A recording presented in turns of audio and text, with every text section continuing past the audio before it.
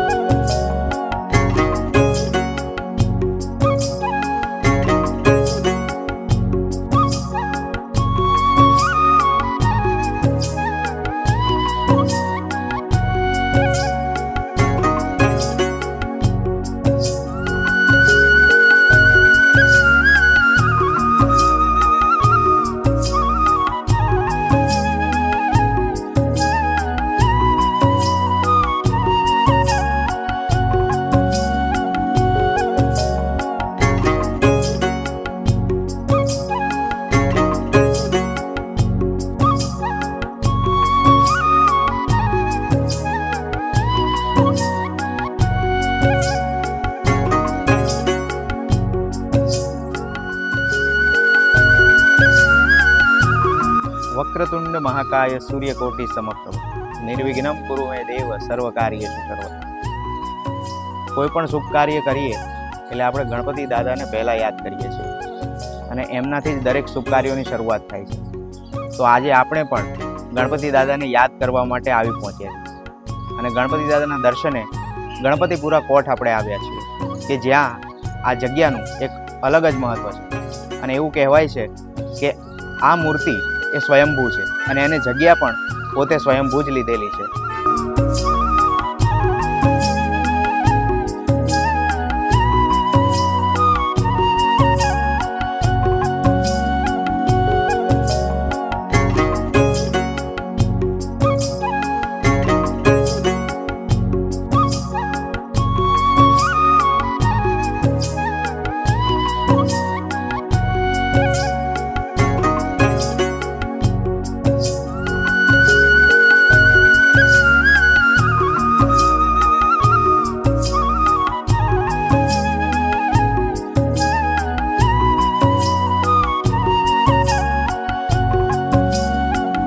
બધા જાણે છે, આખા વિશ્વમાં પ્રખ્યાત છે. હડપ્પન સંસ્કૃતિ 5000 વર્ષ પહેલા અહીંયા દરિયો હતો અને એ દરિયા આજે જે ભૂરખીના નામથી ઓળખાય છે એવું નાનું એવું એક ગામ.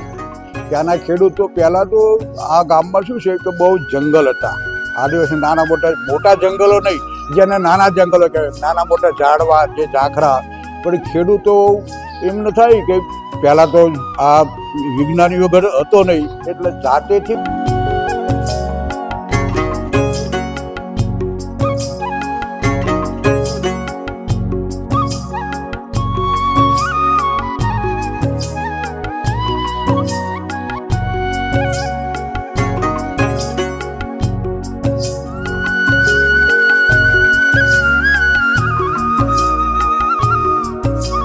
મહેનત જેને કરવી પડતી.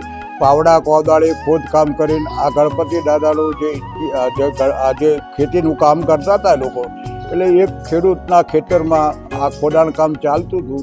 એમને એમ થયું કે લાઈને આ થોડુંક નાનું મોટું ખેતર છે ને તો થોડુંક મોટું કરું. ભાવના દરેકને એવી થાય, નાનેથી મોટું કરવાની, મોટા ઓછા પૈસામાંથી વધારે પૈસા કમાવાની દરેકને એવી સૂચના હોય. એવી આ ભાઈ એમ ખોદતા કામ કરતાં કરતાં નીચે એક પથ્થર જેવું અચકાયું અને પથ્થર જેવું અચકાયું એટલે એને એમ થયું કે લાઈને મારા ખેતરમાં પથ્થર છે તો કાઢી નાખો, ખેતર થોડું મોટું થઈ જાય. ઝાડા ઝાખડા કાઢતા કાઢતા પથ્થર આવ્યો અને પથ્થરને ખોદતા એને લગભગ જેમ નીચે ખોદાણ કરતા ગયા 2 ફૂટ નીચે ઉતર્યા તો એમ છે કાં તો પથ્થર મોટો છે તો બે જણને વધારે બોલાવવા પડશે.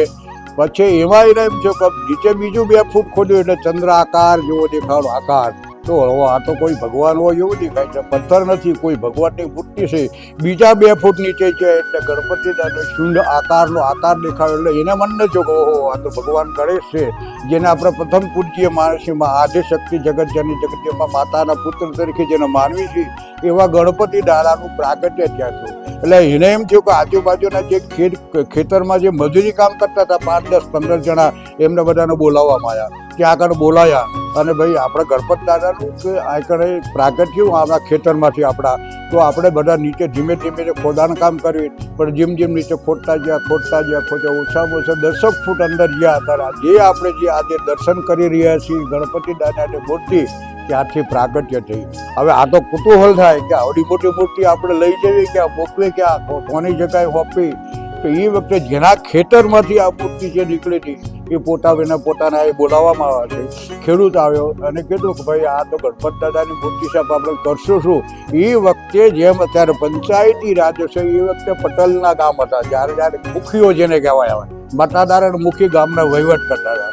હવે એ અસ્તિત્વમાં જે કંઈ આપણે સાનિધ્યમાં જે 5 મોટા ગામડા હતા, એ 5 ગામના પટલિયાઓને એટલે કે મુખીઓને બોલાવવામાં છે. પટેલો આવ્યા પછી પટેલોને પૂછવું કર્યું ભાઈ આપણા ખેતરમાંથી આ ગણપત દાદાની મૂર્તિ નીકળે, જમીનમાંથી પ્રાગટ્ય થઈ, એટલે ભગવાન તમામો દરેકનો હક લાગે આની અંદર. તો આપણે મારે પૂછવું છે કે આપણે પંચ મળી નક્કી કરી કે આને કરવું શું? એક જણને પૂછવામાં આવ્યું તો એને કીધું કે અમારા ગામમાં હું લઈ જાઉં તો મને તમે આપતા હો છો.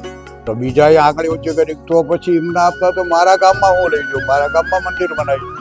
એમ કરતાં કરતાં 5 જણાએ નક્કી કર્યું મારા ગામમાં લઈ જઈશ, મારા ગામમાં લઈશ, મારા ગામમાં લઈશ. હવે ખેતર માલિક જે હતો એને એમ થયું ગાળું વસ્તુ એક છે, માગણી 5 થઈ, હવે કોને આપવી?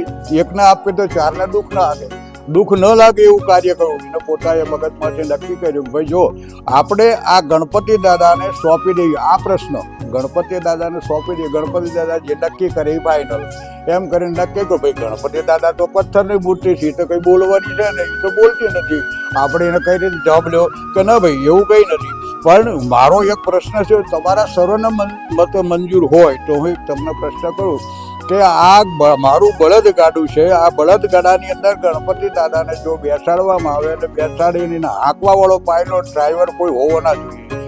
ખાલી બળદ જોડી દો, બળદ જે ગામમાં લઈ જાય ને જે ગામમાં જઈને ઊભી રહે એ ગામની મૂર્તિ સર્વના મતે એ તો બહુ ઉત્તમ શ્રેષ્ઠ ઉદાહરણ કહેવાય. કે આ તો બધો પ્રશ્ન છે કે બહુ બધાએ નક્કી, પંચે નક્કી કરી નાખ્યો ફાઇનલ. 5-25 જણા બીજા માણસો આવ્યા, ત્યાં આગળ બેઠા, ગણપતિ દાદાને ઉચકીને બહાર કાઢ્યા. ત્યાં તો અત્યારે હાલમાંય ત્યાં વેકળા અને નદીઓ નથી, પણ નાના મોટા વેકળા હાલમાંય છે ત્યાં આગળ. અને પાણીથી ભગવાનનું સ્નાન વિધાન કર્યું, ભગવાનને ચંદન પૂજન પુષ્પથી ફૂલહારથી અને પૂજા વિધાન કરી બળદ ગાડામાં બેસાડવાની તૈયારી કરી. બળદ ગાડામાં બેસાડ્યા, 5 જણને પકડી રાખવા કહ્યું, નક્કી કર્યું કે તમે 5 જણા ભગવાનને પકડી રાખો, કારણ કે ખાબડ ખૂબડ રસ્તા એ વખતનો તો આવો હાઈફાઈ રસ્તા હતા નહીં, ઊંચા રસ્તાની અંદર એક ભગવાનને નક્કી કર્યું હવે 5 જણને બેસાડી રાખો, પકડી રાખો. પકડ્યા ભગવાને, જાઓ પેલા સારથીને કીધું કે બળદ લઈ આવે. જાળે બાંધેલા બળદ છોડા જાય ત્યાં વગર બળદ એ ગાડું ચાલતું થયું. એટલે મોટો પરચો પહેલો માન મોટો પરચો યાદ દો, બળદ વગરનું ગાડું ચાલતું થયું. હવે એના કીધું કે વિરાટનગરનો એક હિસ્સો છે, આ એનો પશ્ચિમ દિશાનો ઝાપો કહેવાય. હવે આ બાજુમાં તો કોઈ ગામ હતું નહીં, ફક્ત અમારાથી 3-4 કિલોમીટર જેવું અંતરમાં કોઠ ગામ છે, પણ આ તો ગામ હતું નહીં, ટેકરાળી અને જંગલવાળી વસ્તુ હતી. બરોબર જે જગ્યાએ આપણા જે ઊભા છીએ એ જગ્યા બરોબર બળદ એક ગામથી બીજા ગામ જવાનો રસ્તો હતો. આ જગ્યાએ જેમ લહો ચંબકમાં ખીલી ચોટ એમ જમીન સાથે મહિલા ચોટી જાય. પ્રયત્ન કર્યો ભાઈ આ તો જંગલ છે, જંગલમાં ભગવાનને રાખશું શું અને ક્યાં પૂજા કરે, પૂજારી કોઈ હોય, બીજું કોઈ જંગલમાં કોઈ આવે નહીં, અહિંસક પ્રાણીઓ હોય તો એ વખતનું તો આવું બહુ બીક હતી એ વખતની અંદર. તો હવે શું કરું? તો એ વખતે હાઈફાઈ સ્ટેજના જે બ્રાહ્મણો જે આપણે કહેવાય પાવર ઋષિમુનિઓ જેવાના 2-5 બ્રાહ્મણોને આ બોલાવવામાં આવે છે. બ્રાહ્મણો એને પોતાના શાસ્ત્ર પ્રમાણે નક્કી કર્યું કે ભાઈ ગણપતિ દાદાની આ જગ્યા પર જ બેસવાની છે. તો હવે તો કોઈ આયા આપણે નક્કી કરો, પણ આકર પૂજા કોણ કરશે? એ તો જંગલમાં મંગલ એને કરવાનું છે, દેવ છે, એ તો એ જે કરવાનું હોય એને કરવાનું છે, જંગલમાં મગલ એને કરવાનું છે. પછી તો મંત્રોચ્ચાર સાથે એ વખતે જ્યારે કંત્રી ઈંટું જે પાતળી ઈંટું જેને આપણે કહેવાય, આ ટેબલ ઈંટું જન્મ નહોતો થયો એ વખતે, એ પાતળી ઈંટોનો જન્મ થયો એ વખતે માટીનો ચૂનો રેતીનો સિમેન્ટે નથી, એ વખતે રેતી અને ચૂનાનું ચણતર ચાલતું હતું. અને એ વખતે સ્થાપન કર્યું, સિંહાસન બનાવ્યું, ભગવાન ગણપતિ દાદાનું સિંહાસન બનાવ્યું અને સિંહાસન બનાવી ભગવાનને પંચોક્ષર મંત્રથી તમામ બ્રાહ્મણોનો મુનિ ઋષિમુનિઓના જેવા પાવરવાળા બ્રાહ્મણોથી મંત્ર દ્વારા 1008 કળશથી સ્નાન વિધિ કરાવીને ગણપતિ દાદાના સ્થાપના કરી. જે આપણે દર્શન કરવી છે એ જ ગણેશ ભગવાન આજે એમની સિંહાસન ઉપર બેઠેલી મૂર્તિ છે. આપણી ઊંચાઈ છે લગભગ 5 ફૂટ, 5.5 ફૂટ. ભગવાન બેઠા છે 5.5 થી 6 ફૂટ ઊંચી ઊંચાઈ છે. બેઠેલી મૂર્તિની ઊંચાઈ છે એટલે આદિ ગણેશ જેને કહેવામાં આવે છે. જે જ્યારે સૃષ્ટિ નથી ત્યારે ગણેશ હતા એવા આદિ ગણેશનું આ સ્થાનક છે. આ રીતે આનું પ્રાગટ્ય થયું. આથી 15 કિલોમીટર છેટા બળદ ગાડામાં વગર બળદે આ જગ્યા પર આવ્યા અને આ જગ્યા પર સ્થાપિત થયું. બાજુમાં કોટ ગામ 3 કિલોમીટરની અંદર બાજુમાં રહી ગયું. આ રીતે થયું. હવે આ ગણપતિ દાદાનો મહિમા આપણે આપણા સમાજની અંદર ઘણા એવા હોય છે કે ગણપતિ દાદા પ્રથમ પૂજ્યને કહેવાય. મહાદેવીને પ્રથમ પૂજ્ય, પોતાના પુત્રને પહેલો એની પૂજા કરતા પહેલાં તે દાદાની પૂજા કરવી, એવો પ્રથમ પૂજ્યનો પાવર એને આપ્યો. પાવર આપ્યો એટલે પછી હવે આ જ બધું કે અંતરિયાળ ગામડા હતા, કોઈ આવતું જતું હતું નહીં. પણ મહિમા એનો છે ચતુર્થીના દિવસે ઉત્પન્ન થયેલા સંકટ ચતુર્થી અને અનંત ચતુર્થી એટલે અંજવાળી ચોથ અને અંધારી ચોથ. આપણા શાસ્ત્રની અંદર 2 વખત, 1 મહિનાની અંદર 2 ચોથો હોય. એક શુક્લ પક્ષમાં આવે એ અંજવાળી ચોથ કહેવાય, કૃષ્ણ પક્ષમાં આવે એ અંધારી ચોથ કહેવાય. ભગવાનનું પ્રાગટ્ય થયેલું અંજવાળી ચોથનું આજે એને અંજવાળી ચોથનું મહત્વ વધે. પણ સંકટ ચતુર્થીનું મહત્વ એટલું મોટું વધી ગયું કે કોઈ પણ પ્રકારનું સંકટ હોય તો કષ્ટમાંથી દૂર કરવાળો દેવ છે ગણેશ દેવ. અને એ ગણપતિનું જે તમે પ્રાર્થના કરો એ પ્રાર્થના આ ગણપતિ દાદા સાંભળે અને તમારું કષ્ટ દૂર કરે એવા ભગવાન સંકટ ચતુર્થીનો મહિમા આવે છે. પછી તો જેમ એ વખતે પહેલાં તો એ નાનું એવું મંદિર હતું, નાનું એવું આજુબાજુમાં કોઈ આવું કોઈ હતું નહીં, જંગલ ઝાડવા જેવું હતું. દર્શનવાળા કોઈ આવે ન આવે એવા બધા હતા. જેમ દાદાનું પ્રાગટ્ય થયું છે, મહત્વ વધતું ગયું એમ આ બધું સાધન થતું ગયું. જો આજે તો હાઈફાઈ લગભગ 10 કરોડના ખર્ચે આ ગણપતિ દાદાનું મંદિર ઊભું કર્યું છે આપણે. અને આજુબાજુ નાના મોટા દાતાઓ શ્રી આવ્યા, બીજા કોઈ આવ્યા, કાર્યકર્તાઓ આવ્યા, કોઈ એવા રાજકારણીઓ ભેગા ભર્યા. એમ કરતાં દાદાનું મંદિર હાઈફાઈ ને હાઈ સ્ટેજ ઉપર મોટું થયું. હવે માનતાઓમાં જો માનવી તો આ ગણપતિ દાદાના સાનિધ્ય અંદર અમુક એવા ભક્તો એવા આવે કે જેના છોકરા વગર વિજાય. કારણ આ તો આપણી દુનિયા છે. અમદાવાદમાં ઘણા વગર વિજાય અમેરિકા, ઇંગ્લેન્ડ, ફોરેનમાં એનઆરઆઈ તરીકે જતા રહ્યા, પણ ત્યાં ગયા પછી વિઝા વગર નથી એટલે રખડી પડ્યા. તો એમના માવતરો આ દાદાના સાનિધ્યની અંદર આવી એને કીધું કે મારો છોકરો અમેરિકામાં ગયો છે, ઇંગ્લેન્ડમાં ગયો છે, પણ કોઈ એનું અસ્તિત્વ છે નહીં, હવે એ આવશે કે કેમ પાછો. એટલે અમારા જેવા સંતો પુરુષો મહારાજથી એમને પૂજારી એમને કે દાદાની પ્રાર્થના કરો, દાદાનું પૂજન કરો અને ભક્તિ ભાવના એવી રાખો કે દાદા જો મારો દીકરો આવશે તો દીકરો જો ગુજરાતમાં કે કોઈ પણ ભારત વર્ષની અંદર કોઈ પણ આવે તો તમારા ત્યાં આવે એના દીકરાના એની દર્શન કરાવી દેજો અને ભગવાનને પ્રાર્થના કરજો કે જે તમારી ઈચ્છા શક્તિ અનુસાર એની બાધા પૂરણ કરજો. ભગવાન અત્યારે ઘણા સંકટ ચતુર્થીના દિવસે અમારું આ તો જ્યારે પછી તો જેમ સમય વધતો ગયો, દર્શનાર્થી વધતા ગયા, અમારા ટ્રસ્ટ બનાવ્યું. ટ્રસ્ટમાંથી પછી એવો પાવર બનાવ્યો કે દર સંકટ ચતુર્થીએ હાઈફાઈ મોરિયાનું અને કઢી બે ફરાળ જેવી વસ્તુ કહેવાય એટલે મોરિયો અને કઢી આજે પ્રસાદ તરીકે સાંજના 4 વાગ્યા લગી અમારી ભક્તોને જે દર્શનાર્થીઓ જેટલા હોય અને દરરોજ નિત્ય સવારથી 11 વાગે જમણવાર ચાલુ થાય અમારું તો 1-1.5 વાગે લગી અન્નક્ષેત્રનો ટાઈમ ચાલુ છે. અન્નક્ષેત્ર ગણપત દાદાનું છે.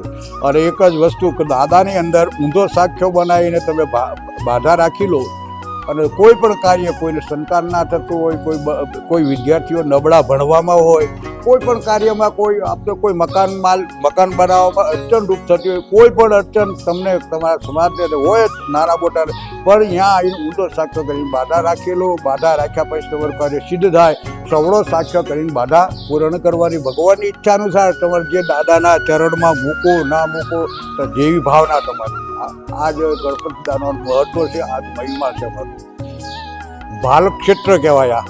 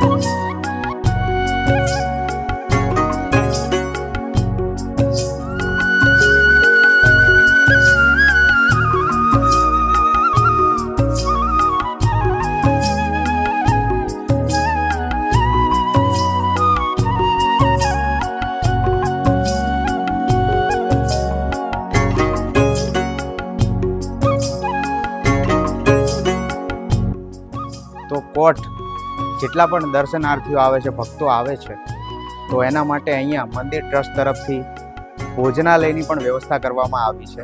અને પહેલાં મંદિરની બાજુમાં એક નાનકડી જગ્યા હતી, પણ હવે મંદિર અને ટ્રસ્ટ દ્વારા એક વિશાળ જગ્યામાં ભોજનાલય તૈયાર કરવામાં આવ્યું છે. અને તમે જોઈ શકો છો કે કેટલું વિશાળ ભોજનાલય છે. અહીંયા એક સાથે 1000થી વધારે લોકો ભોજન લઈ શકે છે, પ્રસાદી ગ્રહણ કરી શકે છે. અને આના રસોડાની પણ વાત કરીએ તો હું ટૂંક સમયમાં તમને રસોડું બતાવું છું. તો રસોડું પણ એટલું જ ખૂબ સુંદર અને એક સાથે લાખો લોકોની, હજારો લોકોની રસોઈ બની શકે એવું રસોડું બનાવવામાં આવ્યું છે.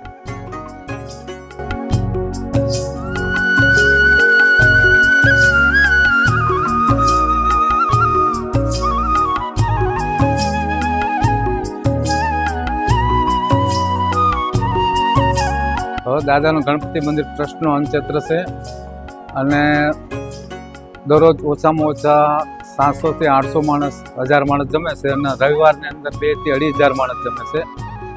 અને આ બધું અહીં બનાવે છે. આ સગડા ગેસની બધી પાઇપલાઈનો છે, ગેસના સગડા છે. આમાં દાળ હોય છે,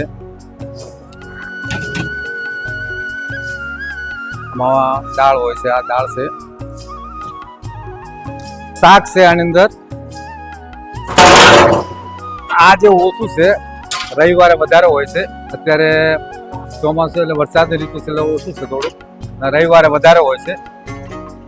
આ બધી મશીન જ છે, આ બધી સ્ટીલનું છે. આની અંદર બધું મગજ, મોહનથાળ બધું છે, શાક વાક બધું આની અંદર થાય છે. આ મોટું મશીન છે આની અંદર. આ ખાલી છે અત્યારે. આટલીનું મશીન છે મોટું. અંદર કલાકને 30 થી 35 કિલોની રોટલી કાઢે છે આ મશીન એક ધારે. પેલી બાજુ સામેની સાઈડની અંદર છે એ લોટ બાંધવાના મશીન છે, તમારી પાછળની સાઈડની. અને આ ગરમ ગરમ રોટલી આપણે લાઈવ રોટલી ચાલે આમ એક હંગાતે. આમાં લોટ બાંધવાના આની અંદર છે. આના માપના ગુલ્લા પડે આ મશીન છે. રોટલીને માટે સ્પેશિયલ માપના પડે તો જ રોટલી થાય. એટલે એક જ માપના એક સાઈઝના ગુલ્લા પડે આની અંદર. ને લોટ નાખતું જવાનું એટલે ગુલ્લા નીચે પડતા જાય આની અંદર. વધારે અનાજ કે આવ્યું એના માટે કિરાણું બધું આવા જનરલ મોટો શોરૂમ છે. આ જનરલ અત્યારે ચાલુમાં વપરાશ છે. બધું સીધું સામગ્રી બધું અહીંયા ચાલુમાં હતું. તુવેરની દાળ, ચણાના તેલના ડબ્બા બધું અહીંયા. લોટ ને બધું આ જ છે કમ્પ્લીટ.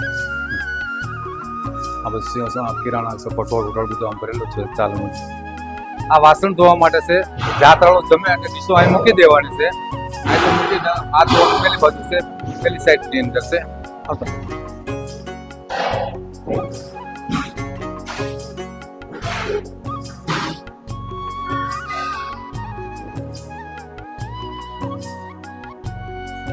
આ તો તમે ઉતારેલા આમાં બોલવાનું હાથ ધોવા માટે છે.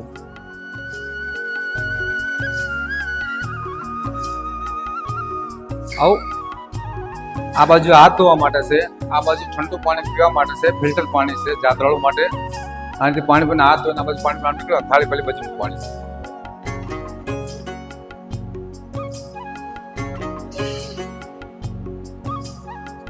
આ અમારો ગોરપત છે, કઈ બહુ નથી.